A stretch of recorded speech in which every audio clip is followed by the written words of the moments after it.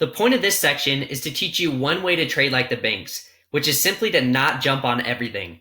What I mean by this is to never make the first move when the market is moving really fast. 80% of the time, the market is ranging, not trending. So when there's a sudden sharp move in one direction, that move is likely to be faded or a fake out.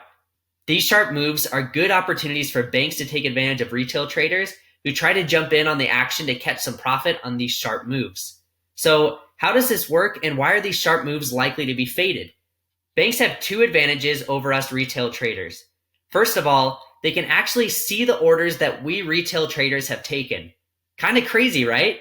And then their second advantage is that they are trading with a ton of money, which helps them to be able to move the market however they like. Let's look at an example to explain this so you can see how it really works. Let's say you are trading on this 15-minute Euro USD chart when a high-impact news event comes out and the market starts dropping like crazy, like you can see here. In a matter of minutes, it's already dropped 20 pips, and it seems like it's got a lot of momentum and it's going to keep shooting down. So you, along with a lot of other retail traders, think, I got to put in a sell trade to take advantage of this big move.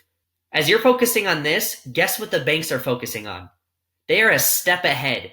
They know that as the price spikes like this, retail traders are trying to jump in and out fast to catch a quick profit. So the banks will take on the opposite of the big move. Since they have a lot of money, they overpower the retail traders and reverse the direction of the market and push the price hard upward. So there you go. This stops out a bunch of retail traders, hits a lot of stop losses. In fact, since they can see all of the orders in the market, they will push the market just high enough to stop out as many people as they can. And then the retail traders think, look, price is moving hard in the other direction now. I should place a buy trade to try to recoup my loss that I just had. Click, click, click, right? Now that retail traders have switched and placed buy trades, banks take advantage of the situation again.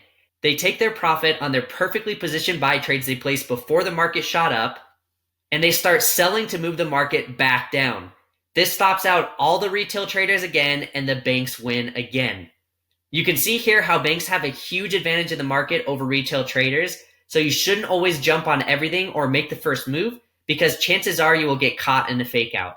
So just always try to think one step ahead like the banks in these types of situations.